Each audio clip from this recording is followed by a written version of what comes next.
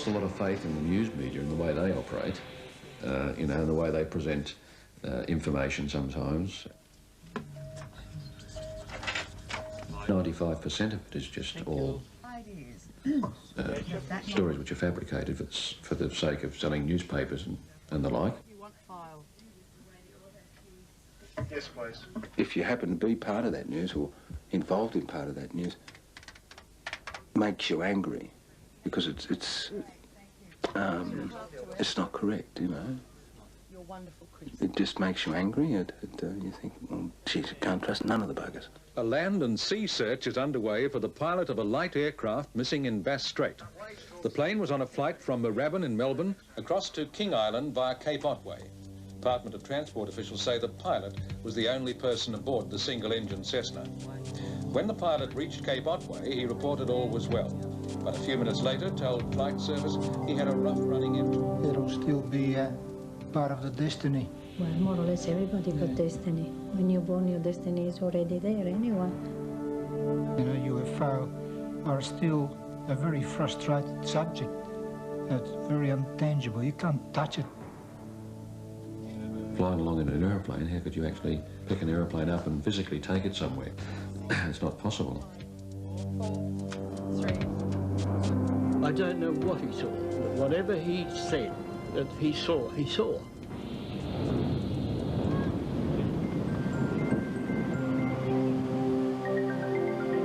That motor control airplane, the little one.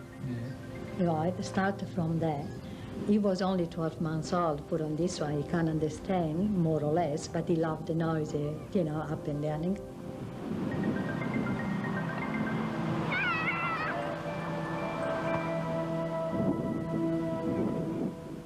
And one day this plane came out from the box and he started to really fly. You know, he jumped a fence, he broke a window, normal, nothing special, and not a genius like people they try to say, oh, he was a genius or something, nothing like that.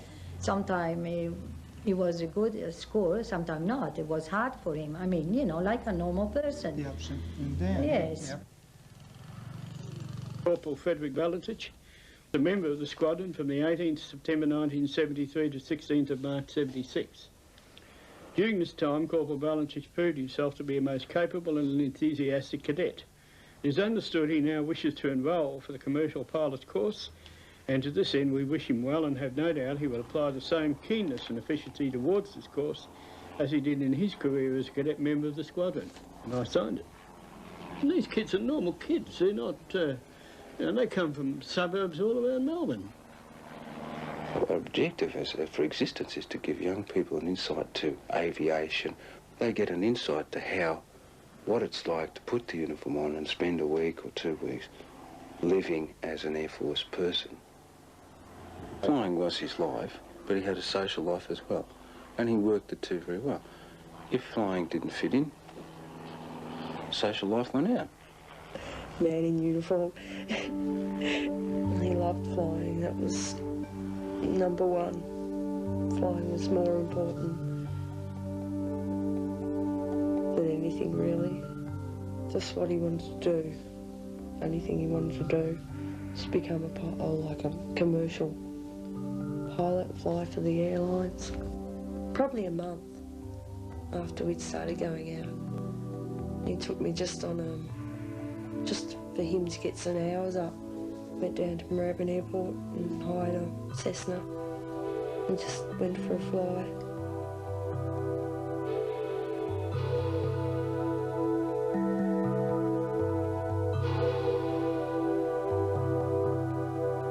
I loved aerobatic flying as well. Took me aerobatic flying. And that was a thrill. It was great. I took them as we flew up. That was the best one, with the clouds, just looked like a blanket of clouds. I wanted to just jump out of the plane and walk along it. The blanket looked so solid.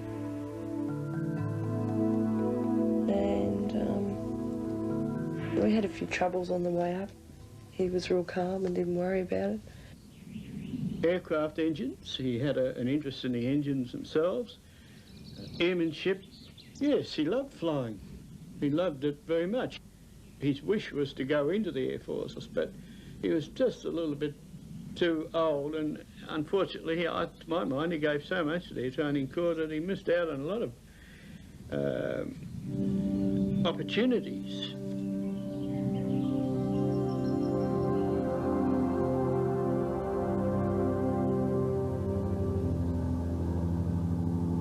He went to fly, night experience or whatever they call, and he booked the plane for 4 hours. Instead, he did just an hour and a half or something. And when he came home, I asked why he came earlier, and he said, "Mom, up there, I have the feeling something follow me." I asked him if it's not lonely in the dark, especially during the night. Anyway, he said, no, it's something marvelous, beautiful. You can see the star, you know, and I feel really bright up there.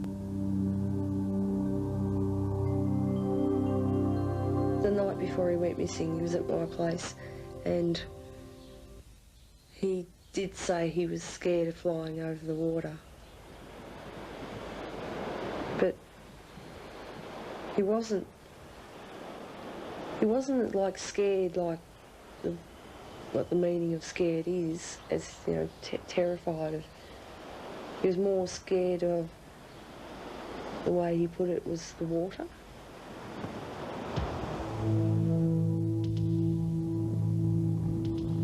He wasn't a great, how to say, love of deep water. He wasn't a great love of swimming. Well, he was supposed to pick me up. He said 7:30, 8 o'clock. He said it depends on, you know, how long it'll take him to come back. And from King Island, and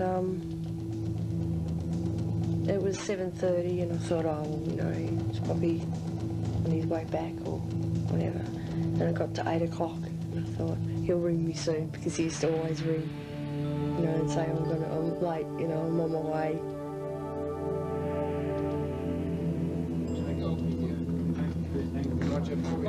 Go ahead. Sierra Tango, contact Melbourne on 122, decimal 4.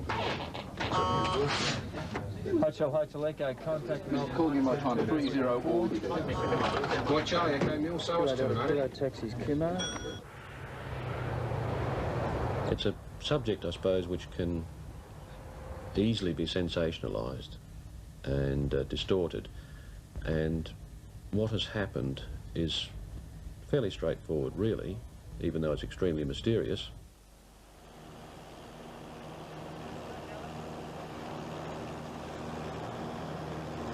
Foxtrot, Melbourne traffic is Kilo Alpha Mike, I've Heron, warning for Flinders Island, warning of 187,000 Flinders Island. There is military airspace, military restricted areas associated with Point Cook down in that vicinity, right, but it was not active.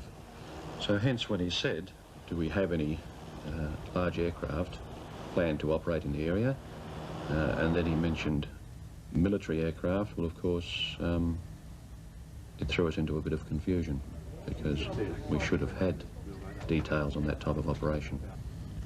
Thanks. Well, initially I thought what he was saying was there was a large aircraft operating in his area, possibly a military aircraft, and why didn't we know about the aircraft? Well, I went to control. I went to the air traffic controller, the radar controller, and to see if he had a radar paint on any large aircraft operating down that way. And unfortunately, the altitude of 4,500 wasn't high enough to for the radar to pick up anything. What he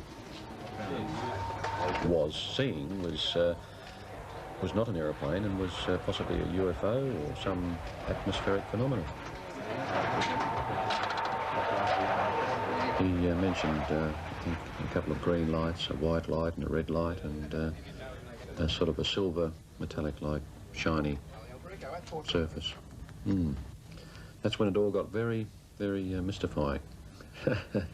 News just ahead. The pilot of a light plane, thought to have crashed in Bass Strait last night, said just before losing radio contact that an unidentified object with green lights was heading straight for him. The frightened pilot told air traffic controllers that it was hovering on top of him and that it was not an aircraft, seconds prior to him being snatched away by the UFO. Mr. Valentich, what do you believe has happened to Frederick? Well, I really believe that he must have been struck with certain unidentified object. Pilot of the aircraft radioed the Melbourne Flight Service unit here at LBRY and reported he was over Cape Otway, proceeding for King Island. Mr. Valentich, what do you think happened to your son? Well, it's hard to say, but I really believe that he must be interfered with some unidentified object. It was at that point that the conversation became decidedly mysterious. It's a fairly far-fetched sort of theory, isn't it? Yes, it is. The father of missing pilot Frederick Valentich said yesterday he hoped an unidentified flying object had been involved in his son's disappearance. He told reporters that he'd rather that than find wreckage of the plane. When at first he didn't come, we thought that he had an accident, all right, that he probably fell down the sky. But then as the people come along from various newspapers, around about 11 o'clock, some journalist, I think it was from Channel 9, he mentioned to me that he heard about that there was to do with some strange object surrounding him. And when we first heard, that was the first hint that we have about UFO.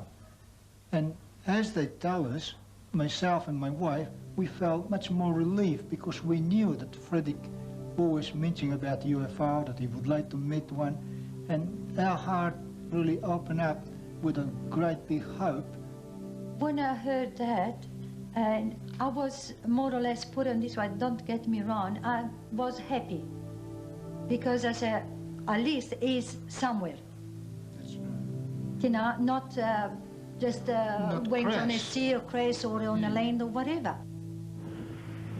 I rang Melbourne Airport straight away, and they said to me, how are you related? You know, why are you inquiring? And I said, oh, I'm Frederick's girlfriend, if it's Frederick. And then they said, yes, it is. Well, the message I got through was, Fred's gone. I said, yeah, all right, well, that's good. And she said, he's gone. I said, well, look, he'll come back. He said, he probably hasn't gone far, huh? It sort of came on. I realised that what she meant by gone was she meant he'd gone into the bay, or he'd gone into a mountain or something like that. And I started to show more signs of life then. Made a few phone calls. I got a call, first of all, from John Gibbs, and he suggested that perhaps I could see what I could do. Well, what I did, I rang the Tullamarine people and spoke to people there, and then I rang Melbourne. It was fairly evident a pretty well-organised, full-scale search was to be conducted.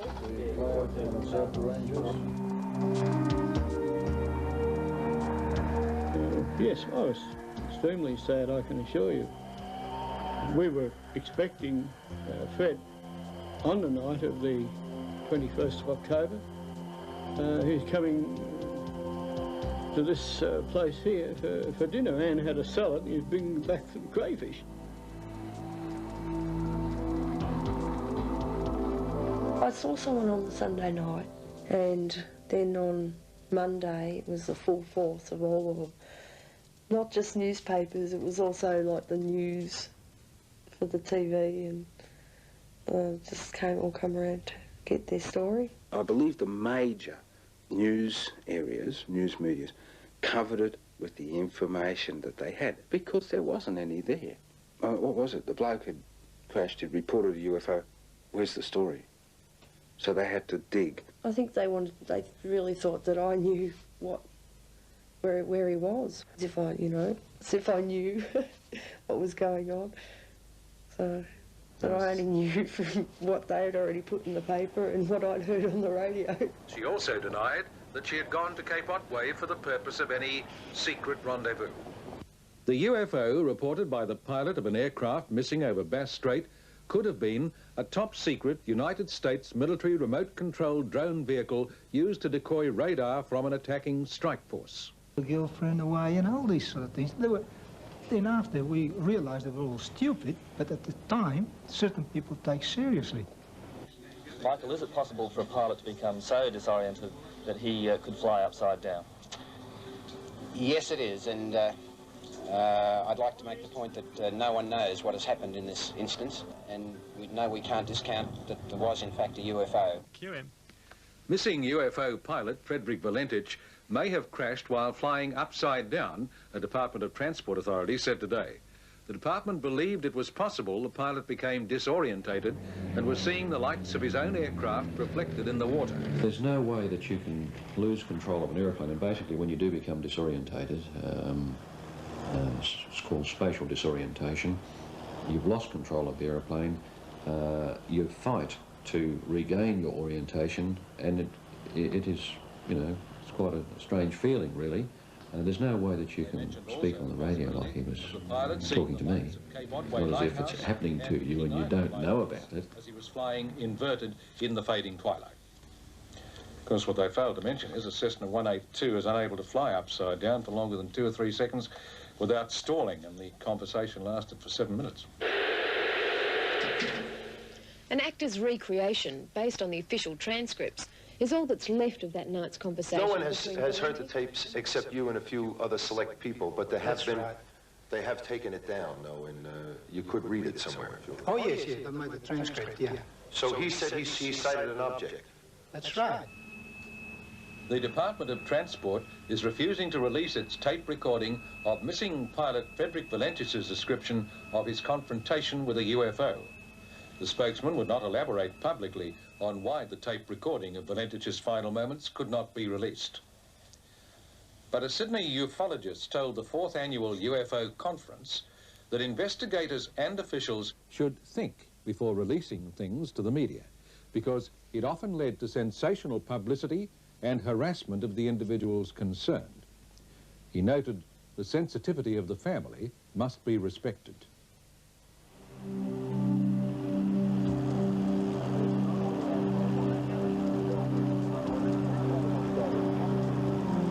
Well, that's when I sort of started to feel that it can't be an aircraft if it's operating like that.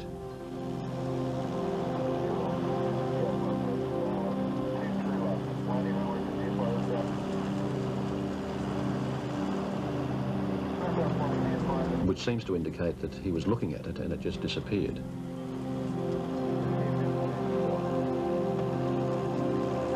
(23, 24) are the power settings for a Cessna 182. So what he was indicating was he had the aircraft set to cruise power, and it was, as he said, coughing.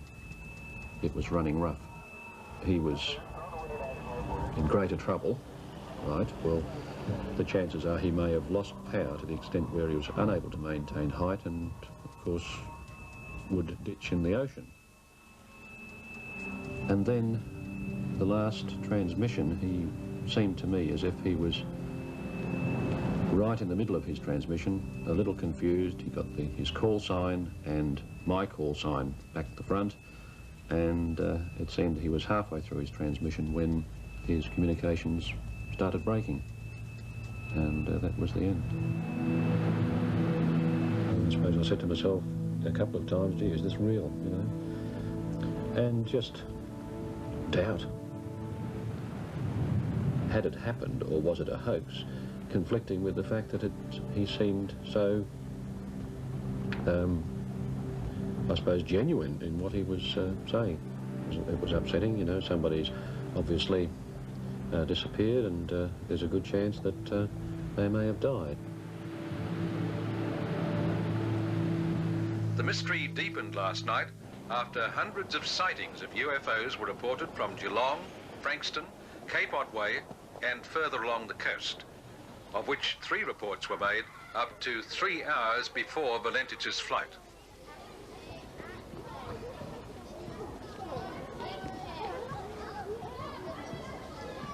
To him,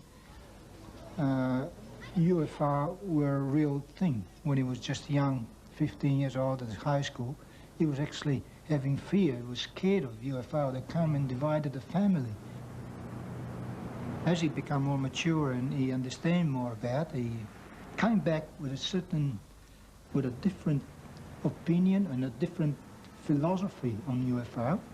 The last 12 months, he virtually convinced me and my wife of UFO existence. But he's never been fanatic. Any aviator's got interest in it. It's an unknown. I mean, it's an unknown. But it's flight. You're always interested in it. You saw something, right? He reported that something. See, by reporting it, he jeopardised his commercial pilot rating. So there had to be something there. He was a young bloke aspiring to be a commercial pilot seeing UFOs. How's it going to look on your record when you go to get your licence? I was quite mystified, extremely mystified. We never ever discussed those kind of things. We kept no files at our training corps headquarters on UFOs. We had other things to do. To me, I have no beliefs in UFOs, although I have not a great disbelief. I just don't know. I just don't know. You get people that are religious, they might think, well, if you believe in God, there could be angels, UFO, but not necessarily being evil. Most of the people believe that we are not the only one in this universe. There got to be another civilization somewhere, like in a flying by the side, you know, you don't have one limb on a lemon tree only. I believe in really in God. I don't know what is God, but I believe something. Sometimes I pray, I say, gee, God, give me another 20 years to live. Maybe in 20 years something happened. You know what I mean? Look, even perhaps UFO could be something, American or German or whatever, or Japanese or Russian. They create something and we don't know. We put the UFO name because we don't know what is that. UFO does mean come from other planet. I believe in God, but it's only what you hear, isn't it? It's the Bible's been translated so many times. I mean, it's just like UFOs, isn't it? You don't know if it's real or not. I think he's alive. And I have this, like, you know, you get this gut feeling that he's still alive. But where, I don't know. Because there's no facts there, you know, to say, yes, he's dead, you know. Well, all the facts said that if he was in the water more than 12 hours, he'd be frozen to death because the water was coming off the Antarctic at that time of the year. We hoped and hoped, I suppose, for 3 or 4 weeks. I've only recently, I think, accepted it. The fact that he's gone, finished, it's over, it's done, that he's dead. I've lost a friend, a good friend, and a good member of staff. And you don't get over those things, really. You never forget. I felt virtually on the night it happened he died. I don't think the aeroplane is anywhere but at the bottom of Bass Strait somewhere. No, never. It's dead. Some people, they try to convince me he's somewhere dead, but I never. I'm not accept, and I never will accept that anyway. No. Well, I wouldn't say that. I wouldn't not accept it. You know, he's got maybe killed, but providing that someone comes with a true fact and theory that it did happen. Yeah. Well, Guido, all I can say is I hope that you keep hoping, and I hope that your hopes come true. Yeah. I mean, I don't know if I really want to find out if there are UFOs or not for the sake of finding them, but I hope that you do, too, and I hope that you can once again be reunited with your son, maybe. Good. Okay? Thanks for coming in tonight. To the world of the occult and take a look at devil worship. And we meet a man whose son was kidnapped by aliens in a spaceship. Reporting on a mystery that's exactly 7 years old. The coroner says there's simply not enough evidence to justify an inquest. More in a moment. We'll remember that 10 years later, Fred has never been found, but his father, Guido, believes that his son is still alive, possibly even held by aliens, as some people suggest. Would you please welcome Guido Valentich? I wonder if he had been taken aboard a UFO and had come back, would anyone believe him? October 21st, 1978. 20-year-old Frederick Valentich took off to fly 120 miles from Melbourne, Australia, across the Bass Strait to King Island. Valentich was scheduled to pick up some fish for a small market that employed him. Despite his youth, he was experienced enough to be a flight instructor, and Frederick Valentich had flown this route many times before.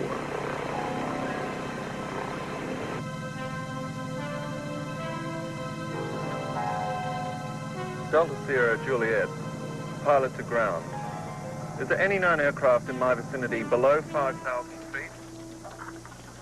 Delta Sierra Juliet, negative, no known traffic. Delta Sierra Juliet, there seems to be a large aircraft below 5,000 feet. Delta Sierra Juliet, what type of aircraft? I cannot confirm, but it's 4 bright lights that appear to be landing lights. Unknown aircraft has just passed over me, about 1,000 feet. Is large aircraft confirmed? Delta Sierra Juliet, affirmative at the speed it's travelling. Are there any RAAF aircraft in the vicinity? Negative. Confirm you can't identify aircraft. Affirmative. Delta Sierra Juliet, Melbourne. It's approaching from due east of me. It seems to be playing some sort of game, flying at a speed I can't estimate. Stephen Roby, air traffic controller on duty then, explains the reported UFO's movement. Times and coming from various directions. And then he started orbiting, and the aircraft was orbiting above him. And on several occasions, he sort of stated that towards the end it wasn't an aircraft. And he described it as having a sort of a green light on it, and also it appeared to be a sort of a silver metallic colour. Delta Sierra Juliet, what is your altitude? Delta Sierra Juliet, 4,500 feet. Delta Sierra Juliet, confirm you can't identify aircraft. Affirmative. It's not an aircraft, it's... Guido Valentich is Frederick's father. Night. He's supposed to join us with friends where we went for some movie, family movie projection. And that night, he never turned up. He didn't ring up. Normally, he's always, when he go for a trip, when he return at the airport, he normally would have called us, you know, I'll be home after an hour or so. But that night, it was quite strange, you know. We didn't know anything about it. We got home about 11 o'clock and he wasn't home. My wife then started to worry about it. And so, you know, I said, oh, this is too late to start inquiry. Can you describe it? Delta Sierra Juliet. It's flying past. It is a long shape. Cannot identify more than that. Coming for me right now. He described it as being of a long shape, and as I said before, a silver colour with the various lights on it. And he actually did say it wasn't an aircraft. So it's very strange. It appears to be stationary. I'm orbiting. The thing, it's orbiting on top of me. It has a green light and a sort of metallic light on the outside. It seems to have vanished now. Confirm it has vanished. Affirmative. Do you know what sort of aircraft I've got? Is it military? No military traffic in this area. It was 8 o'clock, 8:30 in the morning. Nothing still happening, and couldn't see any sign of him, and I was just about to get up and maybe get on the phone, where all of a sudden a couple of uniformed blue slack-legged walk in the front door, and at that time we realized immediately that something was wrong.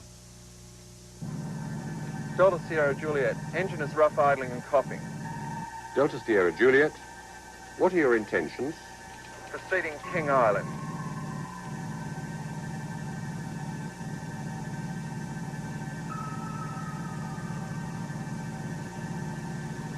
Delta Sierra Juliet, unknown aircraft now hovering on top of me.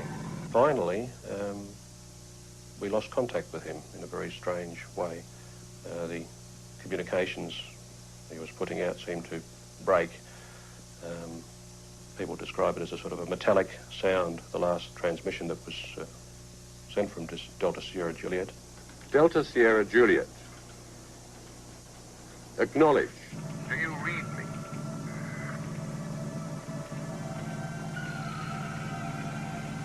Do you read me? Delta Sierra Juliet, repeat. Do you read me?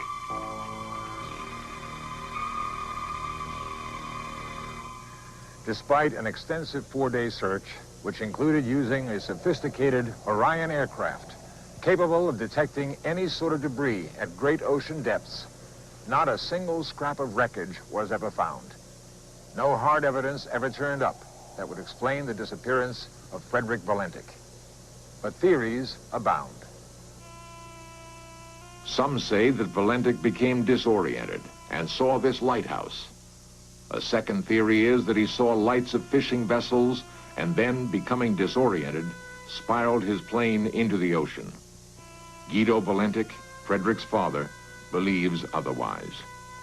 Well, after Frederick reported this UFO incident, I inclined to think that it could be some intelligent life in the outer space, despite all the officials are trying to suppress this. Or really makes me very confused, because knowing Frederick what he radiated and knowing my son wouldn't make himself so ridiculous in stating things like that. So I'm inclined to believe that really must be something in the space that the general population may not aware to be. And I realized after his disappearance, which I couldn't have the opportunity before, how many calls I get from various parts of the world. And they really encouraged me to believe that he could be still alive, maybe with another intelligence in the space.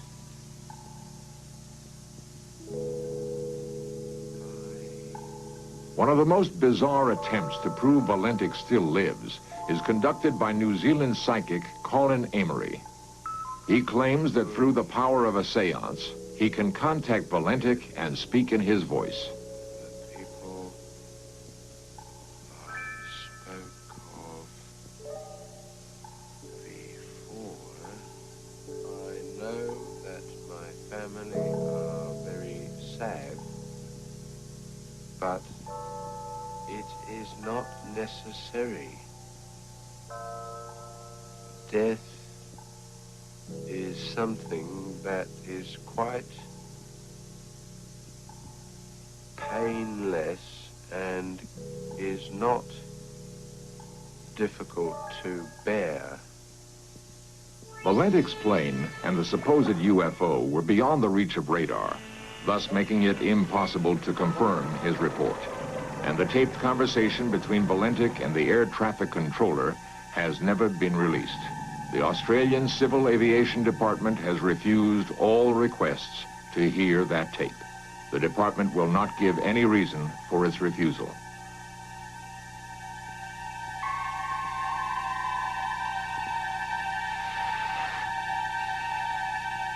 Delta Sierra Juliet, acknowledge. Do you read me?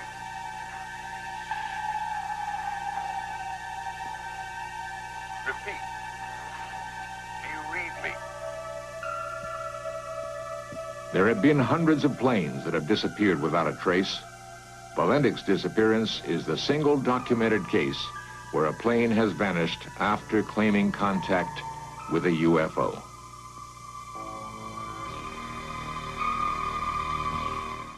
The day of October 21, 1978, saw a gentle breeze just on sunset.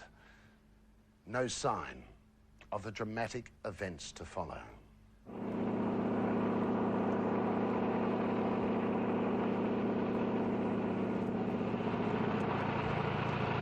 Delta Sierra Juliet, Melbourne. What type of aircraft is it? Delta Sierra Juliet. I cannot affirm. It is 4 bright, and it seems to me like landing lights. Delta Sierra Juliet, roger. Is there any Air Force aircraft activity in the vicinity?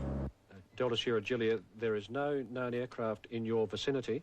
It was a clear Saturday night when Flight Services Officer Steve Roby became the last person to have any contact with a young pilot by the name of Frederick Valentich. At speeds 2-3 times I could not identify. I personally don't think that he fabricated his disappearance. Like many, Valentich's family, particularly his father Guido, believe he was taken by something from another world. I believe that he was involved with an extraterrestrial. UFO expert Paul Norman investigated Frederick Valentich's disappearance. His verdict? Definitely a close encounter of the first kind. As far as I'm concerned, it was a genuine UFO. It's just on 14 years since Frederick Valentich's desperate radio call from over Bass Strait. To this day, no trace has been found of him or his plane. Why not? Can someone simply disappear off the face of the Earth? It was 3 days before that fateful night that Valentich started down the road that would end in his destruction.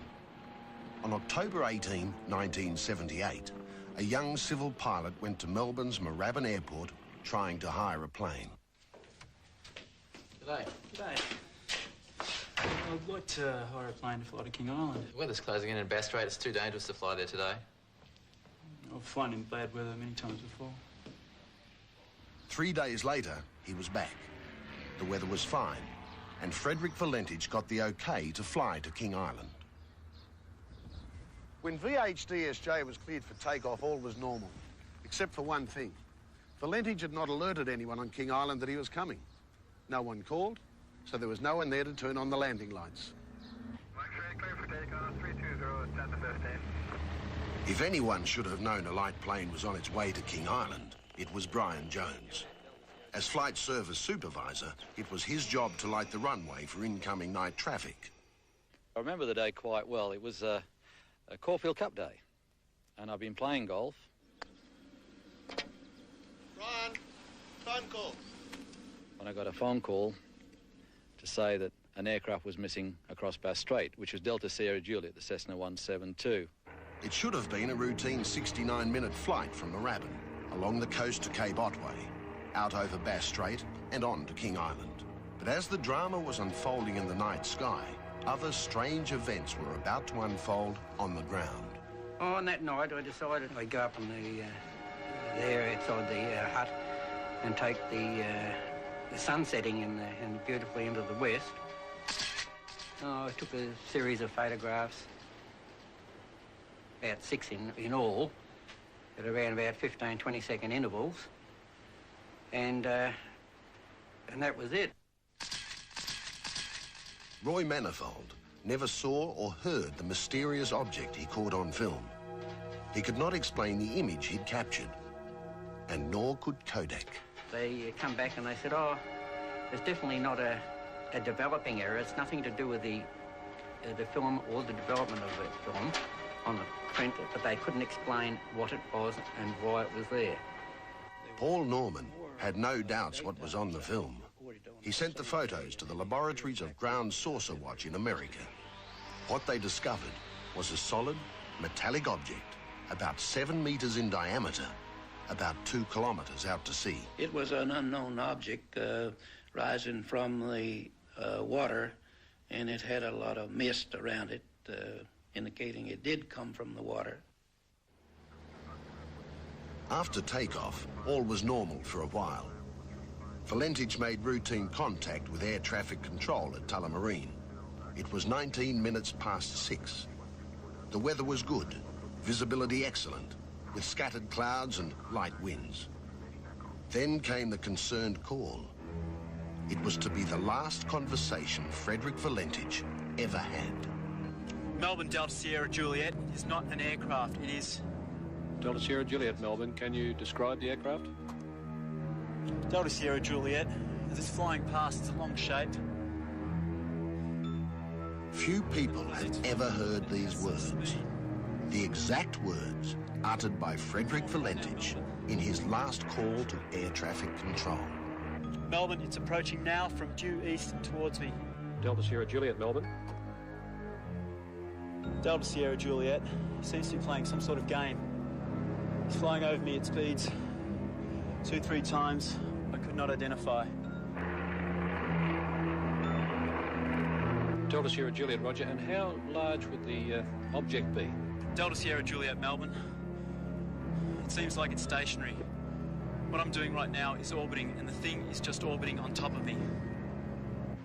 On King Island, life was going on as normal. But some did report strange lights in the sky, as did scores of others on the Victorian mainland. There were more daytime sightings reported on that same day in any period of activity I've ever investigated. In my mind, knowing my son, I was sure that he was encountered something very seriously, because he would never go on that radio and compromise his future career as a pilot. It is hovering and it is not an aircraft. Delta Sierra Juliet. Delta Sierra Juliet, Melbourne. Delta Sierra Juliet, Melbourne.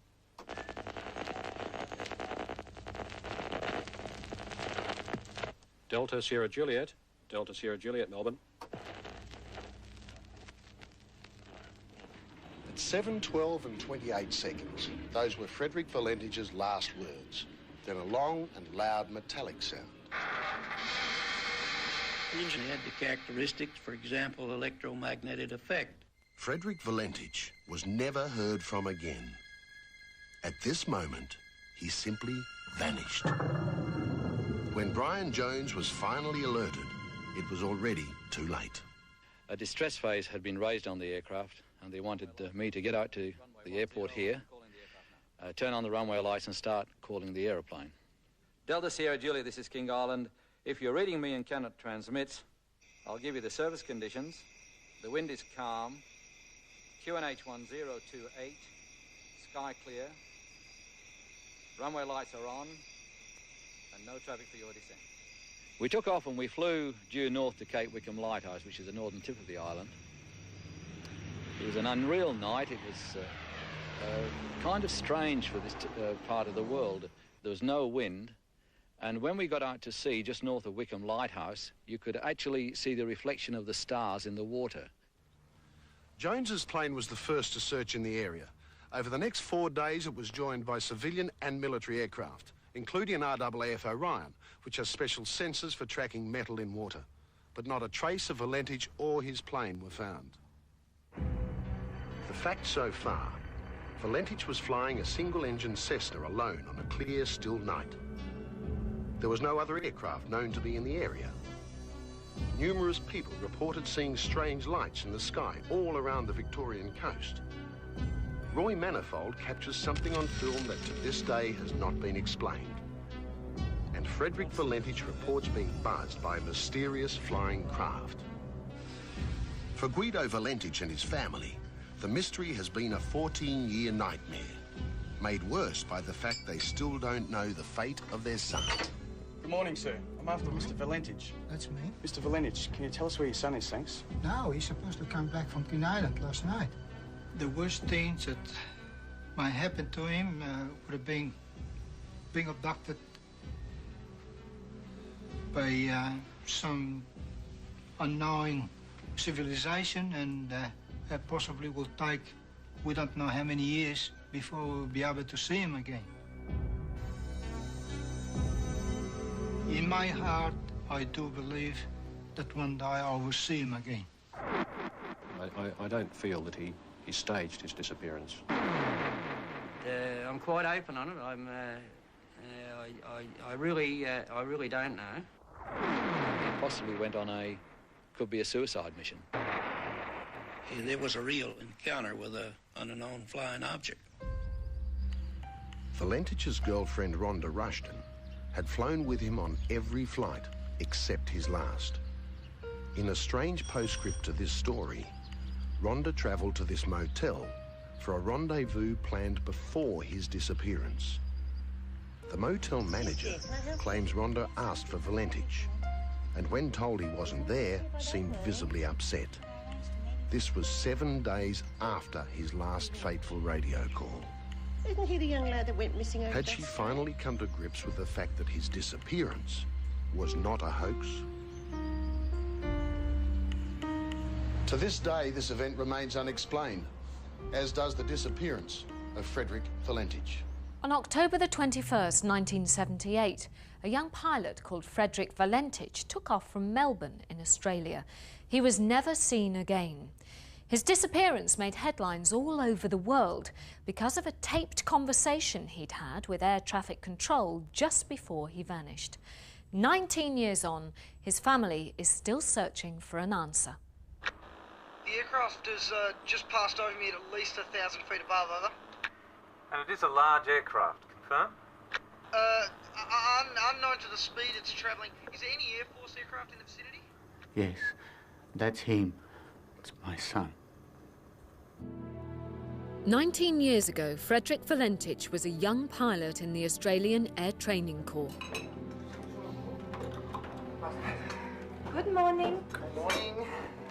I will never forget that morning of 21st of October 1978 when I was at the breakfast table and Frederick came in. He was a bit moody sometimes, but that particular day he was very cheerful, and he looked out of the window. What a glorious day to take a flight, he says. You going flying? Yep.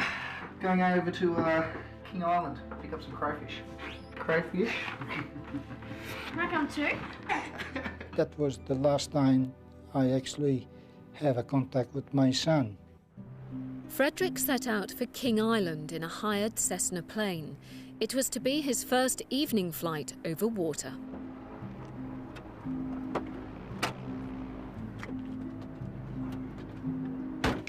On the other side of the city, at Melbourne Flight Service Centre, Steve Roby came on shift.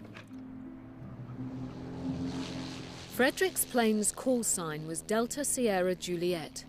40 minutes after takeoff, he contacted Steve at the Flight Service Centre and started to describe something extraordinary. Having bets Saturday? Yep. What follows is from the transcript of the words which were spoken that night. Melbourne, Delta Sierra Juliet. Is there any known traffic below 5,000? Delta Sierra Juliet, stand by. At about 7 o'clock, he reported sighting a large aircraft in his vicinity, and which surprised me. Pilot reports aircraft. Are you holding any details? I checked with various other areas to see if something had slipped through the net, but there was nothing of that nature. Delta Sierra Juliet, no known traffic. Melbourne, Delta Sierra Juliet. It seems to be a large aircraft, below 5,000. What type of aircraft is it? I can't confirm. It's got 4 bright lights. It seems to be like landing lights. When he mentioned the 4 bright lights, well, I imagined that he was looking at a large military aircraft. Mick, have you got any military aircraft in the Cape Otway area? No known aircraft in the vicinity. It's approaching now from due east towards me. At that stage, I was thinking sort of rationally that here I have an unidentified military aircraft operating in my airspace of which I have no knowledge. It seems to me that he's playing some kind of game. He's flying over me about three times at speeds I can't identify. It's got like a green light and sort of metallic like. It's like all shiny on the outside. It's just vanished. Confirmed, the aircraft just vanished. Say again? Is the aircraft still with you? Now approaching from the southwest. I don't think it was a military aircraft. I don't think it was an aircraft. Delta Sierra Juliet. Melbourne, that strange aircraft is hovering on top of me again. an aeroplane just wouldn't do that sort of thing. So my belief changed as the communication continued from one of, it was initially an aeroplane, to one of, it must be something else. It's hovering and it's not an aircraft. And I thought, well, it's not an aircraft and it's been doing the things that he's describing. It must be a UFO. I've got it set at 23, 24 and the thing is coughing. Delta Sierra Juliet. Melbourne, that strange aircraft is hovering on top of me again. It's hovering and it's not an aircraft. Delta Sierra Juliet. Delta Sierra Juliet, Melbourne. Delta Sierra Juliet, Melbourne.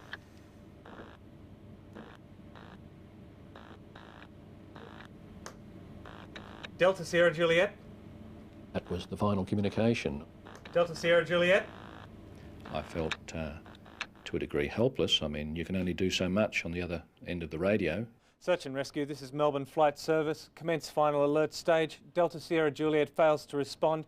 Estimated position south of Cape Otway. A massive search for Frederick was launched, which lasted 4.5 days. It was an unusual incident, and the search and rescue people wanted to determine whether an unidentified flying object did have any relevance to the aircraft's disappearance. I think we had just about every available plane in the air. We had practically a whole fishing fleet in Bass Strait. Had police ground searching. We even had the Navy involved with sonar, but nothing was ever found. The only evidence of what had happened that night was the tape recording of Frederick and Steve Roby's conversation. Guido was called in by the police to identify his son's voice. The aircraft has just passed over me at least 1,000 feet above, over. And it is a large aircraft, confirm? It's hovering and it's not an aircraft. What might have happened to Frederick at that point? It is a multi-million-dollar question. The Ministry of Aviation refused to release the tape to the press, but did release a transcript of the conversation. The UFO content made news headlines worldwide. We had to look at every possible scenario that came up. It's hovering and it's not an aircraft. These, after all, were the last words that this man was known to issue. Delta Sierra Juliet. Whenever I've thought about it since the event, I've always felt that he somehow wanted to stage his own disappearance. He possibly wanted to suicide. He was a bit strange. He was into UFOs. He's had a bedroom full of material on UFOs.